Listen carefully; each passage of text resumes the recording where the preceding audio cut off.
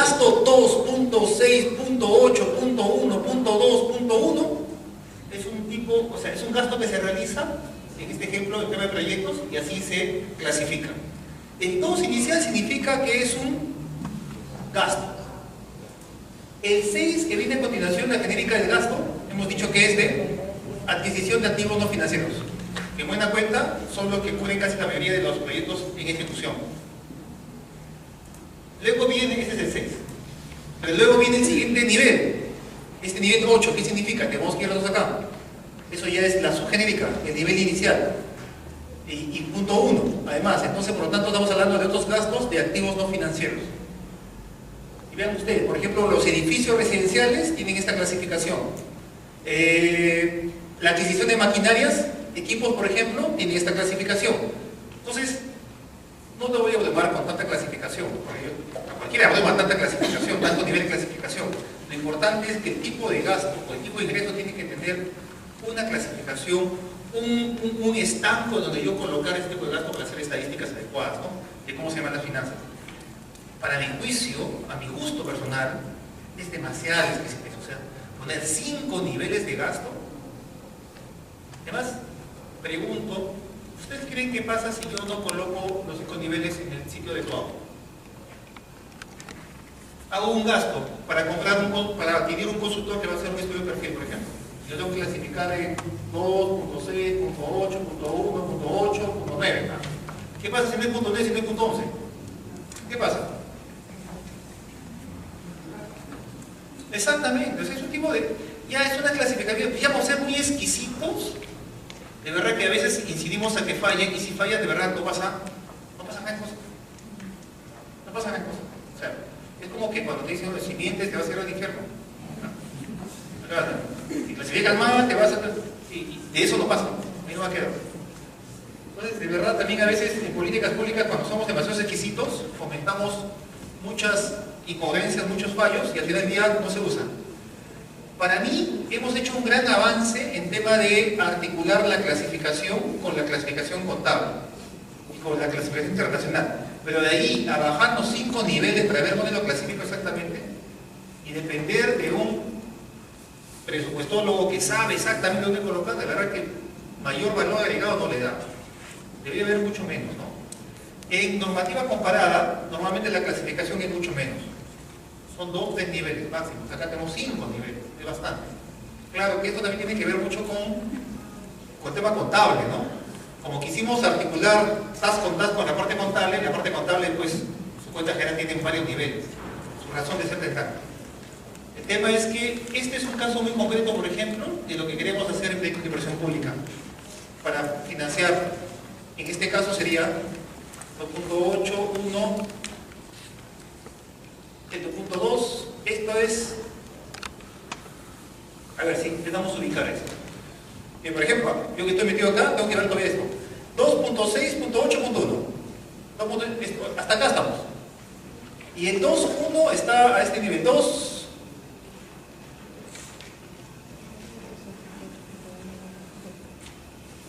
¿Lo ubican ustedes?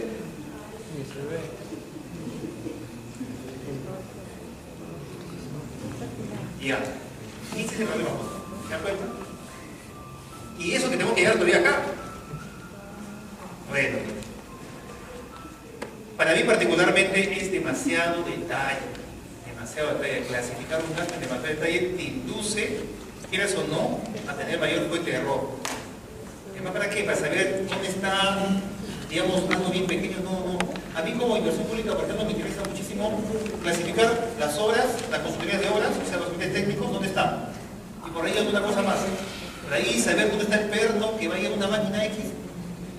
¿Qué valor tiene como estado? Ya es perderlo ya en el detalle. Pero en fin, es un inicio. Perdón, aquí está justo. Este es el clasificador del gasto cuando yo contrato a alguien para que me haga un estudio de inversión, o sea, un perfil. Tengo que colocarlo en el 2.6.8.1.2.1. ¡Pum! Perfil. Listo, acabó. Esta es una nota importante. Lo puse hace poco. Lo puse el día viernes, justamente después de mi examen, el examen que hicieron sentir mal los especialistas en presupuesto público. Bueno, tuve que elegir uno de todos modos, ¿no? Pero eso es lo que no me contestaban. ¿Por qué? Porque están metidos en sus negocios, ¿no? Presupuesto todo el día, todos los días, de todos los años. Pero no tienen la capacidad, o no tienen la capacidad de ir un poquito más allá, de conocer un poco presupuesto, contrataciones e inversión pública. Y esta es la pregunta y la respuesta que yo quería que me den. En el tema del SNIP, los clasificadores que más tengo que ver yo, las genéricas por lo menos, porque las especificaciones, las específicas de veces no nos importan. Las genéricas por lo menos intervienen fundamentalmente y garantizan todo el ciclo de proyectos son 2.1, la 2.3 y la 2.6. La 2.6 es para pagar el perfil, la factibilidad, para pagar la ejecución, y el 2.1 para pagar al personal nuevo, y el 2.3 para pagar los bienes y servicios con cuál mantener lo que va a quedar. Esa es la respuesta común. Entonces, hablar de inversión pública, hablar del SNIP, y que el SNIP, cuando tú escuchas a un especialista en SNIP, normalmente dicen, el SNIP tiene que ser proyectos viables si es que es sostenible. Si tú ahí nomás detienes la grabación, levantas la mano y preguntas, profesor, ¿y eso qué significa? Ahí va abajo. Eso significa, en tema de presupuesto público, garantizar las partidas 2.1 o 2.3, por ejemplo. Si no te garantiza eso, estamos hablando obviamente con esos planes que son un bluff, un sueño, sí, sostenible, y porque sí, tiene que ser así, porque... No, la sostenibilidad en concreto es garantizar la genérica 2.1. ¿Cómo garantizas eso? Es con un tema. ¿Cómo lo garantizas? Primer punto, comenzar a identificarlo. Este es un ejemplo de un proyecto de inversión pública. ¿Cómo clasifica? Se los dejo a ustedes para que chequen. Este clasificador se va actualizando. El último clasificador es este de acá, que salió hace un año. ¿Ya? Ese es un proyecto real, por si acaso, ¿eh? Por contrata. Ahí están las clasificaciones. Acá están cómo se clasifican las maquinarias, los costos de ejecución por contrata, los bienes, la supervisión, el ente técnico. Acá está, ¿ves? 2.6, 2.8, 2.1, 2.3, 2.1. Y esto es lo mismo en tema de proyectos también, cómo clasifico un gasto proyecto en la parte de ejecución, pero proyecto por administración directa. Esa, yo que dicho ese paso, no nos gusta mucho en el MEF. Vemos que hay muchos problemas con ese tipo de adquisiciones de proyectos, pero suele pasar mucho en provincia, ¿no? Y acá también está la clasificación que hemos mencionado. Bueno. Antes de terminar con este clasificador, sería bueno ver esta parte. Este clasificador, a su vez, tiene una clasificación mayor. O sea, es una especie de clasificación de la clasificación. La clasificación económica, ingresos y gastos, genéricas, específicas, tiene una clasificación mayor. Esa clasificación mayor tenemos que conocerla. Es esto que ves acá. La agrupación especial. Gastos corrientes, gasto de capital y servicios de deuda. Por ejemplo, ¿qué significa esto? Estoy hablando que la torta del presupuesto anual o del presupuesto de una entidad o de una institución, si lo veo desde el punto de vista presupuestal, desde el punto de vista presupuestal económico, tengo que dividirlo según esto, ¿no? En particular, si lo divido por esta agrupación especial, una parte de todo esto va a ser gasto corriente.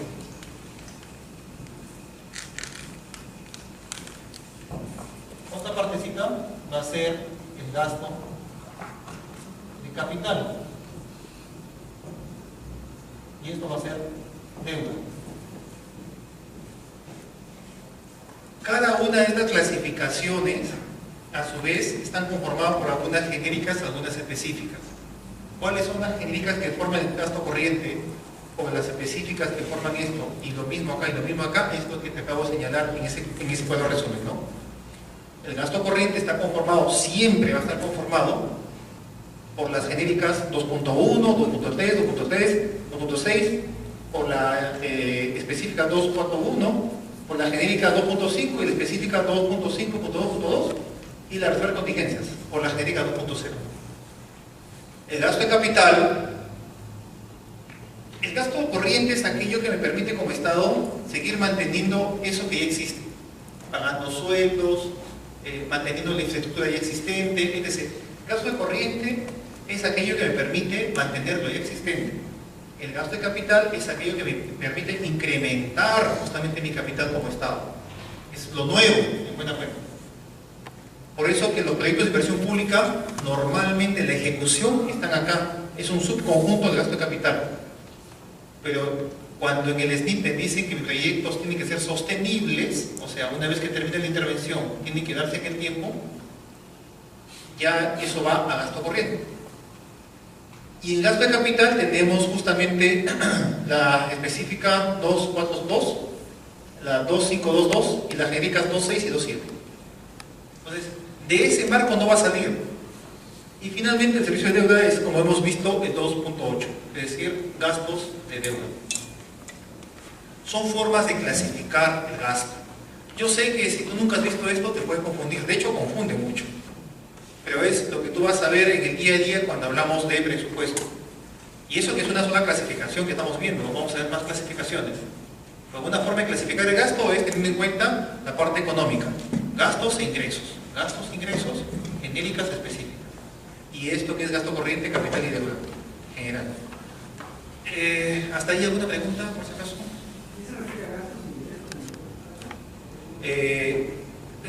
Gastos no. Esta parte es la clasificación especial de la parte de gastos.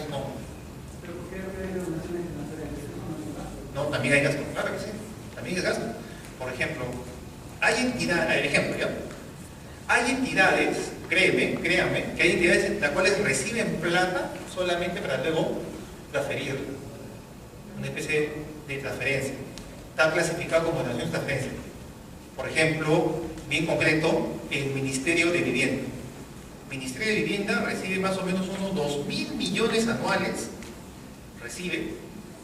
tiene como ingreso, pero luego lo transfiere a las municipalidades y a los gobiernos regionales. 2.000 millones, ¿sabes? Cuando lo transfiere ya es una especie de gasto, se le gasta. O sea, de la torta general, eso se me duele como gasto, es un gasto. O sea, si quiero ver la eficiencia del gasto de vivienda, la vivienda gasta espectacularmente, porque lo único que tiene que hacer es transferir. Eso es donación a las municipalidades. El tema de agua y desagüe. Vivienda legalmente no puede ejecutar proyectos de saneamiento. Ejecuta proyectos de saneamiento por la ley orgánica municipal, son las municipalidades. Pero ¿por qué se le da a vivienda la plata para que luego vivienda transfiera a las municipalidades? ¿Por qué creen eso? Que se hace así. ¿Por qué no se da de frente a las municipalidades? Con educación también, ¿no? En educación también se le da la plata a educación para que luego educación comience a transferir plata. Y el mismo también en salud. ¿Por qué no se le da de frente a las municipalidades? Salvo casos excepcionales. Exactamente. Si somos un poquito más exquisitos incluso, y medio perversos, por desconfianza. O sea, todavía hay esa cosa en la cabeza de que si se le da de frente a una municipalidad, hará lo que le da la gana, ¿no? Entonces, para garantizar que no haga eso y que se pase por cierta calidad, se le da al Ministerio de Vivienda para que lo transfiera.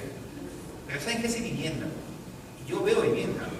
Realmente yo soy con vivienda, con el PNCR, el PNCU. Ellos no tienen la capacidad,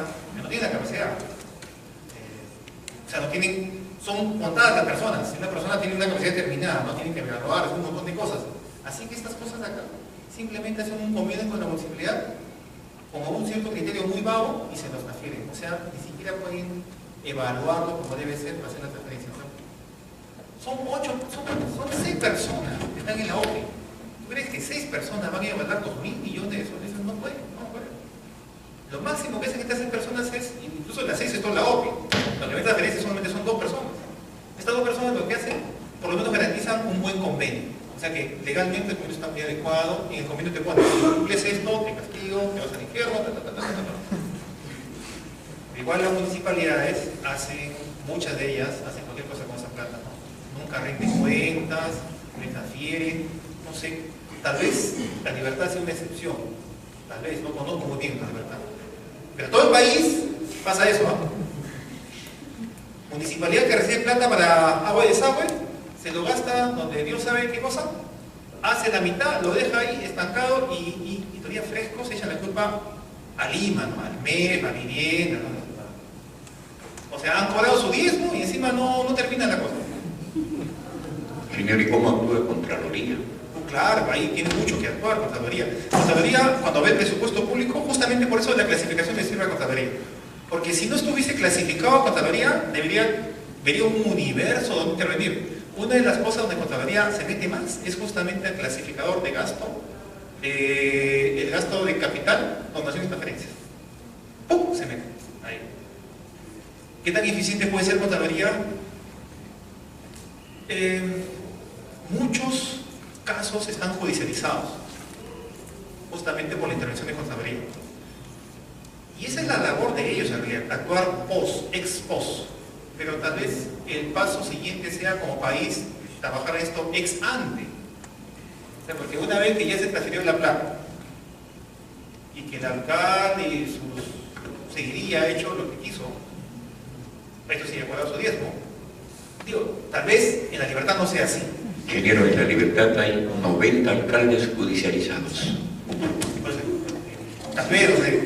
Pero en todo el país usualmente es así. Pero ¿qué hacemos con los temas judicializados? Ese es el tema, ¿no? Yo soy más de la idea de que hay que continuar con la judicialización, con el trabajo ex post que hace la Contraloría, pero también hacerlo un poquito ex ante. Y para eso, ¿qué necesitamos? Tener, por ejemplo, entes rectores mucho más fuertes. Si se le va a dar la plata a vivienda para que vivienda designe supuestamente adecuadamente y con control, como debe ser transferencias, y dar el soporte a las municipalidades, se necesita un cuerpo técnico bien fuerte, no dos personas. ¿Y ese cuerpo técnico fuerte qué significa? Gasto corriente. Y eso tiene que ver mucho con lo que hablamos al comienzo, la política fiscal. La política fiscal del país ha sido una política que te cuidaba mucho el gasto. Poco gasto corriente para evitar la corrupción y mayor gasto de capital para incrementar la competitividad del país. 10 años después, o 12 años después, tenemos un país que tiene un montón de gasto de capital, que está dejando un montón de cosas, pistas, postas médicas, todo, y el gasto corriente, personal, para gerenciar eso, igualito. Entonces, por eso que 2 años después estamos intentando cambiar esa regla fiscal, ¿no? Regla fiscal que tuvo su razón de ser en su momento, y nos ha permitido gozar de lo que estamos gozando. Pero ahora, evidentemente, hay que ajustar un poquito eso, ¿no? Vivienda no es que no puede contratar más gente porque no puede, o sea, la regla fiscal no le permite. Está ahí ajustado. Entonces, sí, discúlpame, pero sí hay gasto de capital asociado a donaciones y transferencias, ¿no? Hay un reporte, siguiendo con esto, hay un reporte de eso. Esto me tiene que pensar. No sé muy bien, pero acá justamente lo que acabo de decir, para que no me digan que estoy ahí viviendo. ¿Te das cuenta? Donación y transferencia. ¿Cuánto está transferido? Perdón, tiene 2.900 millones. Son 2.900 millones. Para que justamente le metan control de calidad, perfeccionen la cosa, y una vez que se perfecciona, se traslada a las municipalidades para que se ejecuten los proyectos. O sea, honestamente, muchachos, eso ya es indignante, porque no deberíamos estar en la cola en los indicadores de acceso a agua potable, porque como país tenemos un montón de plata y además se transfiere un montón de plata para que haya agua y desagüe por todos lados, y sin embargo los indicadores están por los suelos. Ustedes, bueno, no sé, tal vez La Libertad no, pero todo el resto del país adolece justamente de acceso a agua potable y desagüe. Habiendo plata.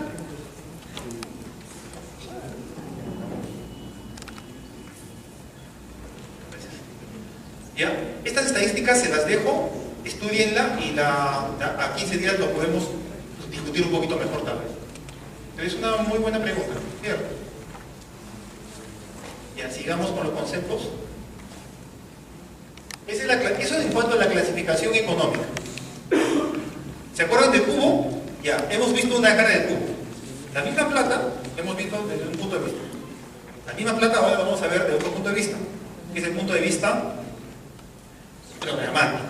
Y aquí es donde se conjuga esto que les decía de que como presupuesto público, como MEF, aunque suene un poco pedante, no podemos esperar pues la paciencia, la santa paciencia de planificación, de que se pongan las pilas y nos arregle todo el tema de planificación. O sea, legalmente los planes se tienen que hacer. El PDC, el POI, el PC, el PI, todo lo que PPP, un montón de PPP. Pero hasta que eso no sea algo bien concreto, real, gerencial, o sea, algo que sirva, entonces simplemente en el MEP propusimos esto. Agarramos los grandes lineamientos nacionales, las grandes necesidades nacionales y ¡pum!, la bajamos a presupuesto. Y ese clic, porque hay un clic que hacen ahí, se hace a través de los programas presupuestarios. Por eso, muchachos, desde hace algún tiempo y con mayor razón en este año y en los siguientes años, el presupuesto público en el tema programático es dónde apunto las balas. Estos 108.000 millones, ¿a dónde tienen que ir? Tienen que ir a algo que sea un resultado, es decir, que la gente sienta que se está haciendo algo con la plata. No tienen que ir solamente a pagar sueldo de burócratas ahí que llenen formatos, no. Tienen que ir a sitios, a objetivos, a temas, a programas que la gente luego sienta suyo. Eso que la gente siente suyo se llama programas presupuestales. Si tú lees los programas presupuestales, todos los programas presupuestales, que son 72, tienen que ver con temas que directamente la gente, ustedes, yo como ciudadanos, sus hijos, su mamá, su papá, sienten. El tema de nutrición crónica, el tema de educación básica, el tema de SIDA, VIH, el tema de todos los temas tangibles que la gente siente que necesita, lo estamos colocando en programas presupuestales. Entonces, una forma de clasificar el presupuesto es a través del programa presupuestal. Vean ustedes.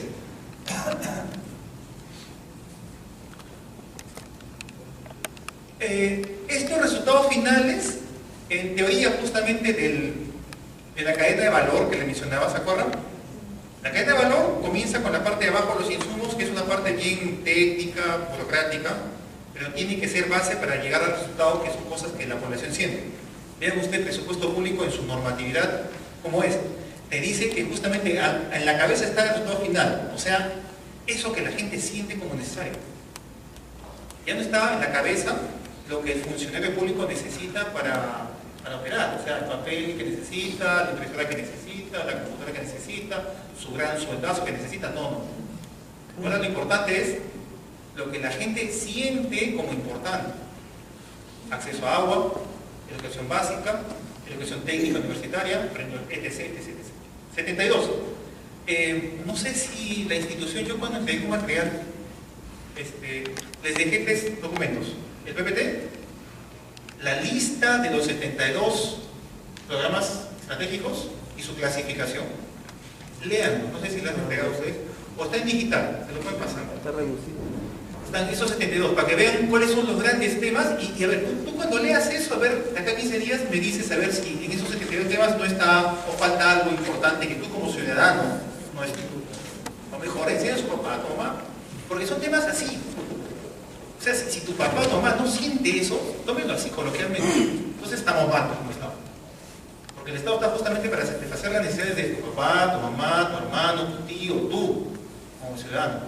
No está para pagar a funcionarios públicos que solamente están en oficinas, no, para eso no. Entonces, vean los 72 programas presupuestales. Bueno, inicialmente comenzamos esto con 5. Hace 5 años. Ese es el PPR. Hace 5 años comenzamos con 5. Ahora son 72. Y la idea es que de aquí a un tiempo, esperemos corto, todo el presupuesto esté enmarcado en programas presupuestales. Y llega a unos 140 más o menos. Pero estamos en un proceso. Como estamos en un proceso, vean ustedes estos programas presupuestales, la idea es que sean, todo el presupuesto esté acá. Pero como todavía estamos en proceso, entonces aparece esto de acá. Asignaciones presupuestales no ligadas a productos. Vale, pero antes de irme a esta parte, sigamos con esta idea. Tengo un resultado final, que es atender necesidades de una población en general. Un resultado específico, que es atender las necesidades de una población específicamente. Estos resultados específicos son los objetivos específicos del plan bicentenario. El plan grandote. Pero el plan grandote nos damos un salto de garrocha de frente a la parte presupuestal, que es todo esto, lo que está con semestre. Entonces se supone que acá, en esta flechita, aquí está el PDC, el PI, el POI, el PI, el PPP, el PPP, todo. Pero hasta que eso no se concrete, ya va de frente. Presupuesto público no tenemos honestamente para los demás. No tenemos tiempo, puede esperar 30 años más a que la planificación se corrija. Entonces, de frente vamos. O sea, no solamente el presupuesto público, sino la gente, la ciudadanía. Ustedes no tienen por qué estar esperando que ese plan se ponga las pilas y enseñe a la gente a planificar. Y esperamos ya 30 años con eso, y además, no. De frente, entonces, vamos con la gente. Y los programas presupuestales internamente tienen productos. ¿Qué son productos? Es una colección de bienes y servicios orientados a una población. Siempre la población aparece. Siempre la población aparece. Pero no toda la población, ciertamente. ¿Por qué? Porque la gestión interna, ¿cómo se hace? La burocracia interna que se necesita para dar esos bienes y servicios a la población, eso no son productos, porque un producto tiene que dar la población. Pero internamente la gestión interna, los materiales, los insumos, la burocracia que se debe pagar para justamente hacer ese tipo de cosas, está acá en acciones comunes. ¿Ya? Entonces, la mayor apuesta programática, o sea, planificación programática, la planificación aterrizada es el programa. La planificación aterrizada es el programa y esa está acá. A nivel de programa presupuestal de productos, esto es lo que más se quiere. Que haya más, cada vez más. Ahora bien, un programa presupuestal también puede contener proyectos de inversión pública. Acá estamos, de frente. Y de hecho contiene. Los productos o las acciones transversales tienen actividades. Los proyectos no tienen actividades, sino tienen acciones de inversión y obras. Acciones de inversión y obras, ¿qué significa? Acciones de inversión es, por ejemplo, todo lo que se necesita para antes de ejecutar la obra, ¿no? El despete técnico está ahí. La supervisión de obra está ahí. Y hay proyectos incluso que no tienen obra, que son proyectos de reingeniería, por ejemplo. Entonces no hay obra, solamente son acciones de inversión, nada más. Todo esto acá es la apuesta más importante de presupuesto público en los últimos años. Porque todo esto acá, en teoría, está hecho para atender necesidades concretas, fehacientes, nada de sueños, hacia la gente, hacia la población, hacia ustedes, como ciudadanos, esto acá. Como esto acá es un proceso que va incrementándose, que es justamente surge como el PPR, esto acá es producto del PPR. Comenzamos con 5, ahora son 72, y la idea es que se crezca más, ¿no? Que toda la torta sea así, ¿no? Orientada a resultados. Pero una parte de la torta tiene todavía que ser acciones burocráticas netamente, o sea, para dar soporte. ¿Cómo se paga a la gente presupuesto público? ¿Cómo me paga a mí, por ejemplo? Soy el destino. Yo no hago un producto que directamente es una ventanilla ciudadana. Pues supone que mi labor, si la hago bien, va a ayudar a la gente. Igual, hay cosas que el Estado actúa in-house y hay cosas que el Estado tiene una ventanilla de frente con la ciudadanía. En tema de colegio, de salud, esos son ventanillas directamente con la ciudadanía. Pero internamente en los ministerios, digamos, la burocracia se tiene que solventar también. El arte va a ser que la burocracia no sea la que domine la cosa pública. La burocracia está como soporte hacia los resultados. Ese es el gran cambio. Antes la burocracia era lo que dominaba.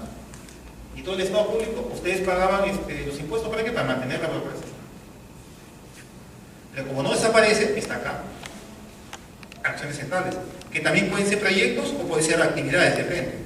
Y todo esto acá es el bolsón de aquello que todavía no es programa presupuestal. ¿Por qué todavía no es programa presupuestal? Porque cada programa presupuestal, cada uno de los 72 programas existentes, ha sido todo un esfuerzo bien grande de sistematización y de análisis causal. O sea, no es que a mí se me ocurre, ¿sabes qué? Un gran tema que la población siente son los accidentes de tráfico. Entonces hay que dar más plata para que no haya accidentes de tráfico. Así de sencillo no es.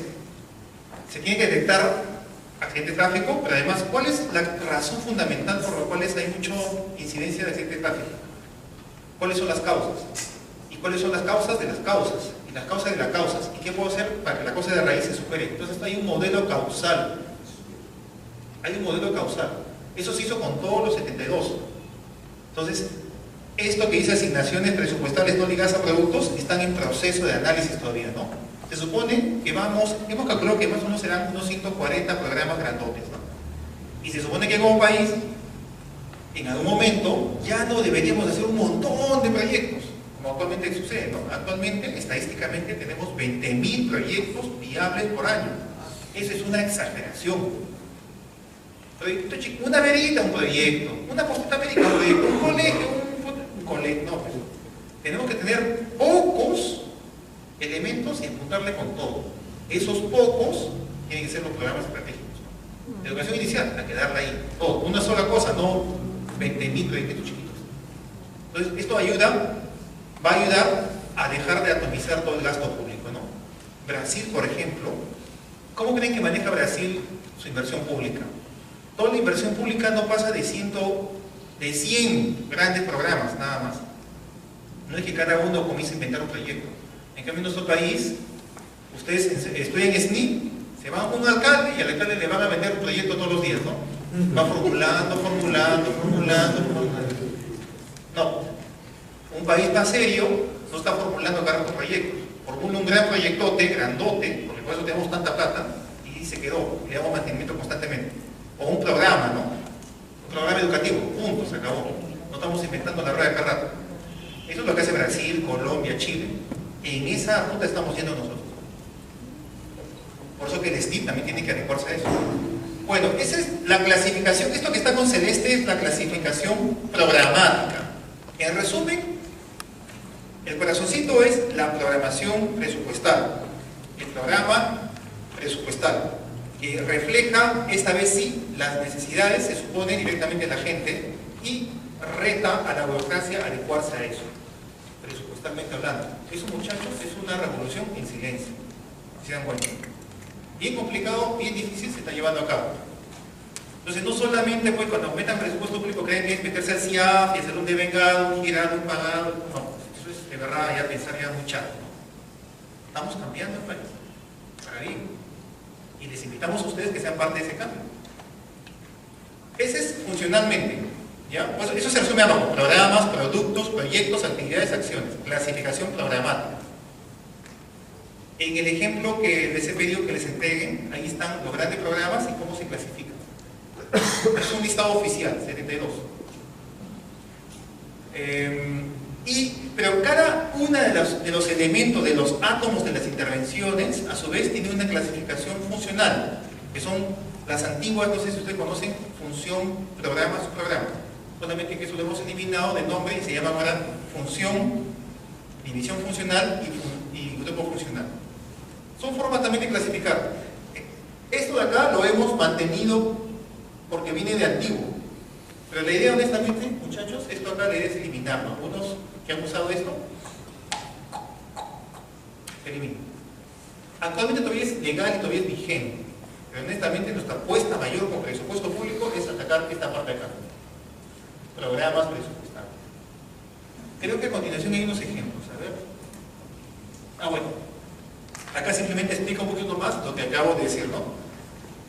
Permite el seguimiento y evaluación de las políticas, nuevamente, y estrategias de gobierno, o sea, la planificación, ¿no? Aterriza esos sueños bonitos de los planes en cosas bien concretas. Y son los 3 niveles: programa presupuestal, que es la unidad básica de programación, orientada a proveer productos. Un producto es atender directamente las necesidades de la gente, un resultado específico en la población. Eso es, como dice la norma. Por eso le digo, para alguien que ha estado metido en la cosa pública y ver en normas de ese rango, ver cada rato, ver población, resultado, población, ciudadano, gente, de verdad que uno hasta se emociona, pues, por fin. Ya no solamente atender lo que necesita el burócrata de turno. Acciones centrales son las actividades y proyectos que no resultan en productos, pero necesitan el soporte justamente para vender todo arriba, ¿no? Y los AP-NOP es aquello que está quedando todavía rezagado, el presupuesto tradicional, burocrático, beberiano, que poco a poco se está analizando para que se convierta en PP. ¿No? Como dice la última parte, en el marco de la progresividad de los PP, incluyen también proyectos que no se hallan en algún PP.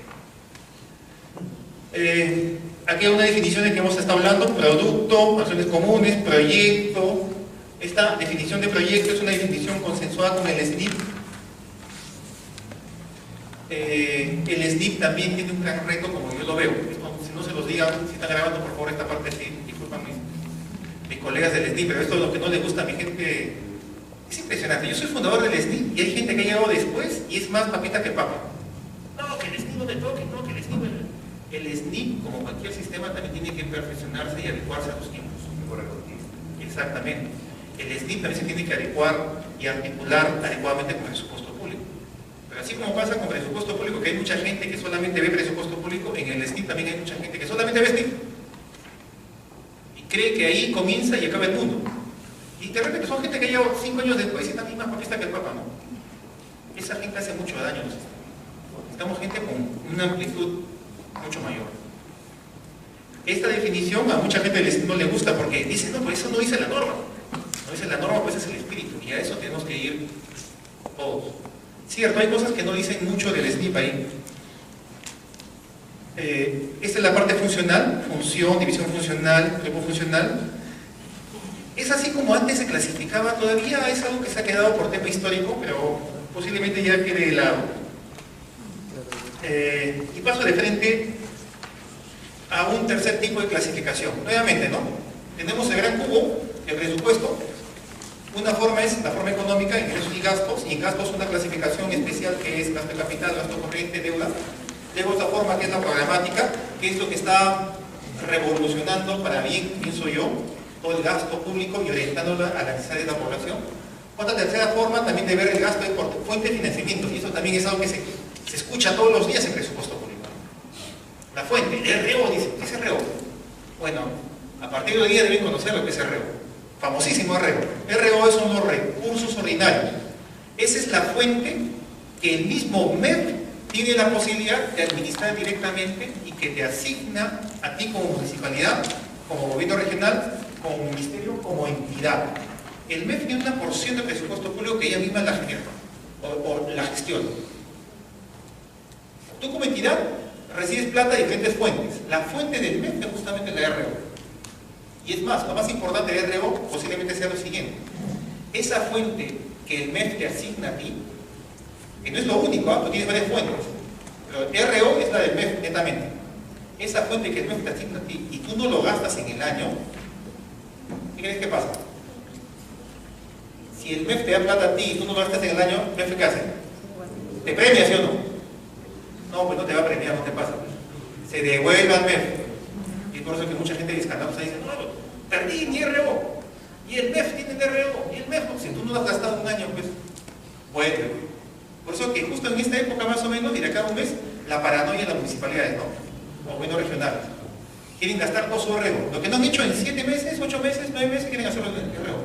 Sí, porque voy a perder. Lo demás no lo pierdo, lo demás saldo de balance, dice. Técnicamente significa eso, que RO no tiene saldo de balance, es decir, no tiene la posibilidad de que tú el siguiente año incorpores eso que te ha quedado, simplemente lo pierdes. Y en sí, para que lo sepamos, no es que el RO que no se gasta se pierda. Eso está bien para un alcalde, para un gobierno regional, presidente, que no lee mucho normas. Pero tú como técnico debes saber que un RO no es que se pierda, un RO según las reglas fiscales, eso está en la ley justamente de prudencia y de tasa fiscal, el RO que no se gasta, ¿a dónde va? ¿A un fondo? Al fondo de estabilidad fiscal. Es al fondo, el fondo que nos permite, ante cualquier eventualidad, responder es a ese fondo. O sea, no es que va al MEF y va con Castilla y Castilla hace lo que le gana, no, va al fondo de estabilidad fiscal.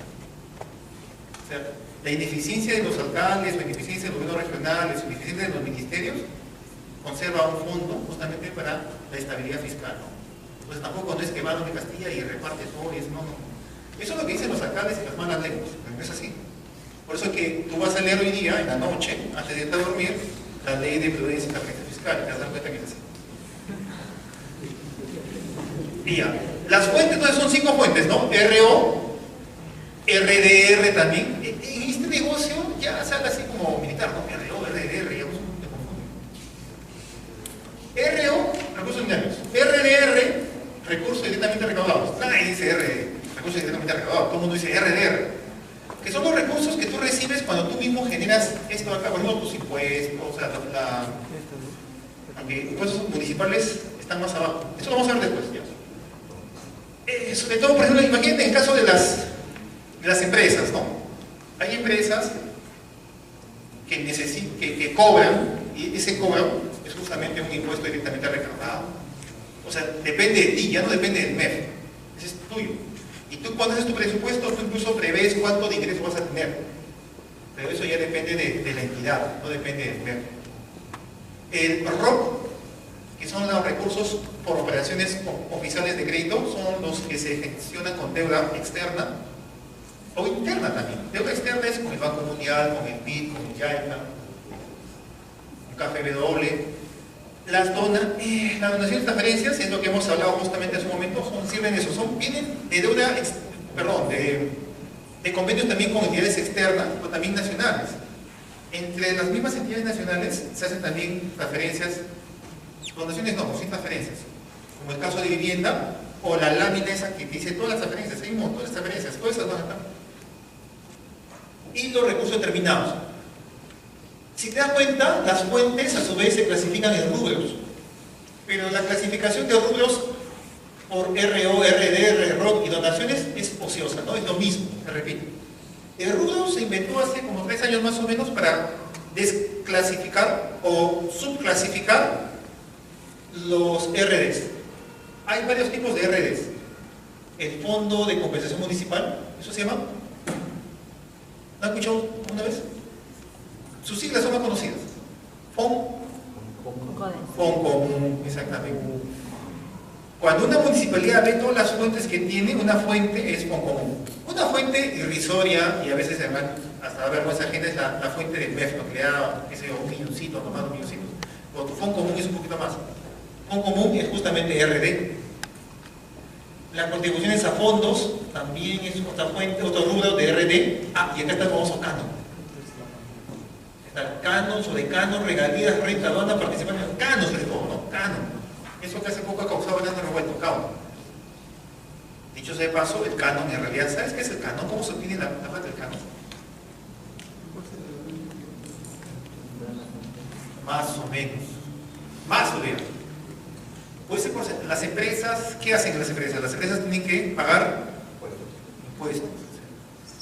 El impuesto a la renta, claro que es el 50% del impuesto a la renta, es el impuesto a la renta. ¿Qué significa que sea impuesto a la renta? En algunos países el canon es canon, ¿no? O sea, el canon tiene su modo directamente de ser recaudado y ser financiado, es canon, o sea, es lo que las empresas dejan por explotar unos yacimientos.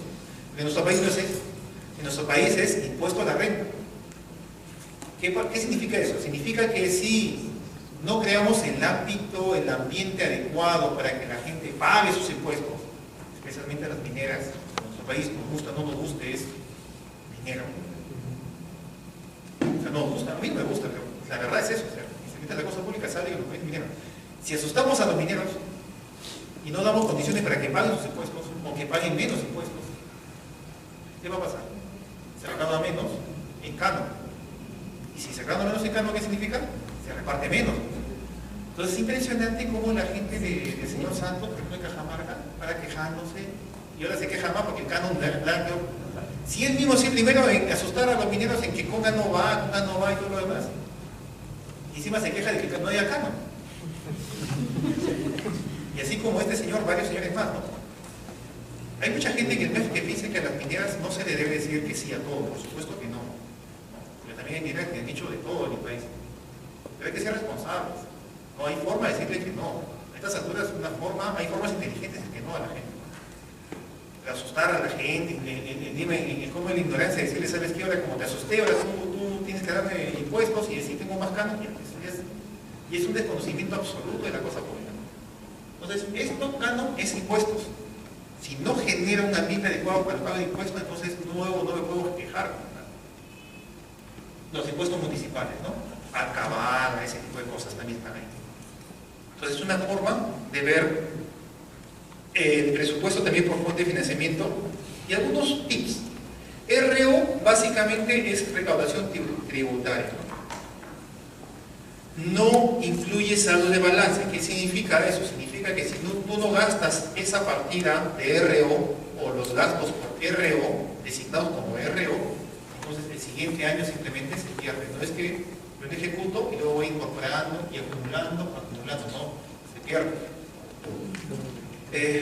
Se pierde para la municipalidad, pero se gana como país porque eso va a alimentar el fondo, ¿no?, de estabilidad económica.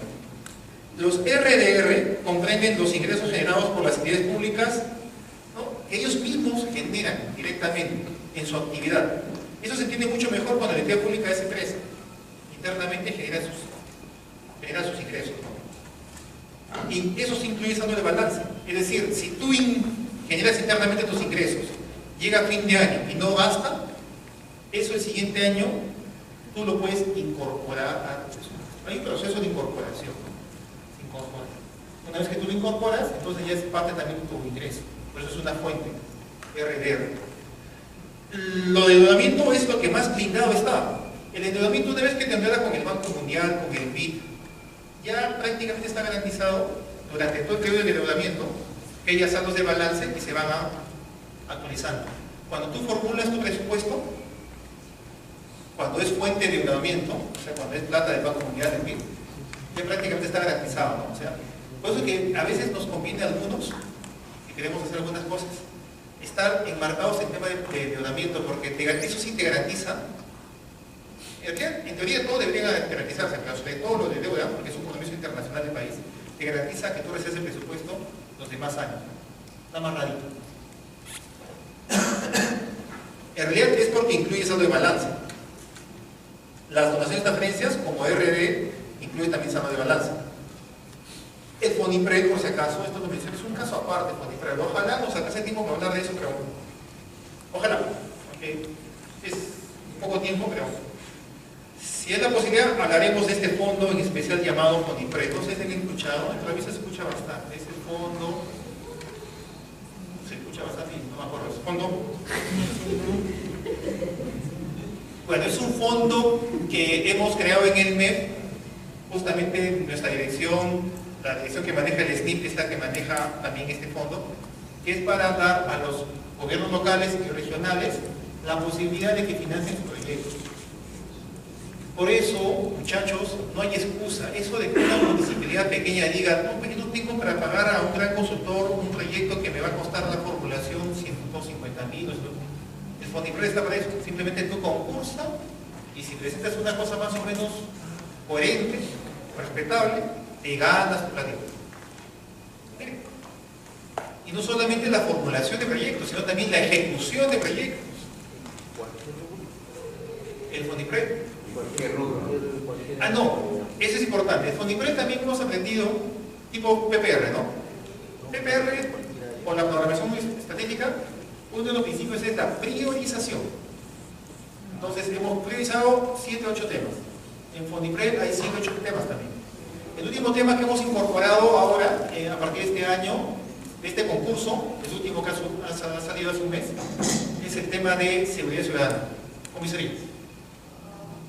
Está salud, educación, energía, agua, desagüe, seguridad, esos temas. Y en el tema del BRAE, yo tengo que ser con el BRAE porque asisto técnicamente a las inversiones en el BRAE. Hemos diseñado en esa zona todo el apoyo a temas productivos, porque se necesita. Tema de café y cacao. El FONIPRED está incluido en el artículo 18 Canon y sobre Canon. También está metido el FONIPRED, ¿no? Ya. Bueno, muchachos, hasta ahí son las diferentes formas de ver el presupuesto. Hay dos formas más que le hemos mencionado rápidamente, pero no tiene mucho sentido invertir mucho tiempo en eso. Es la forma geográfica, porque cada gasto tiene un componente de ubiqueo. Facilísimo de entender. La otra forma es la institucional. Pliegos. Que aparece en la ley de presupuesto anual, ahí están todos los pliegos. No aparece en ejecutores, ese es un tema de manejo de caja. Ahora, para terminar la clase hoy día, esto que voy a hacer a continuación va a ser una especie de introducción al ciclo presupuestario. Voy a intentar terminar todo el ciclo rápidamente, pero en la siguiente clase vamos a tener que profundizar mucho más a detalle cada uno de los procesos, especialmente el proceso de ejecución, o sea, el tercer momento de la formulación del proceso presupuestario. ¿Ya? Si tú conoces la clasificación, o sea, si me hacemos un pequeño repaso, ¿qué tenemos? Tenemos una mirada integral de lo que son la gestión del presupuesto público desde el punto de vista de la planificación. Hemos insistido bastante. Créanme, eso es lo actual, lo vigente, lo moderno y lo correcto, además, dicho ese paso, si me permiten decirlo. Insisto en que también se involucren en el tema. Luego viene ya un tema ya de la clasificación de proyectos mucho más específico, ¿no? Los diferentes enfoques. Y ahí ya comenzamos a dar un lenguaje común con la gente de presupuesto público. Y un tercer tema, que es el gran tema para ver la operatividad, es conocer todo el ciclo del proceso presupuestario. En lo que resta, de acá hasta media hora más, voy a ver todo ese ciclo rápidamente. Pero evidentemente, en media hora vamos a ver todos los detalles. Por eso, en la siguiente semana vamos a ver los detalles de cada partecita, especialmente de una que se conoce como la ejecución. El compromiso, el devengado, el girado, el PSA, ese tipo de cosas que a todo el mundo les asustan. Eso vamos a ver. Ahora lo pasamos rápidamente. El ciclo es este. Comience con la programación, la formulación. En realidad, estos dos momentos es imposible pensar en uno sin pensar en este. Es imposible pensar en este sin pensar en este.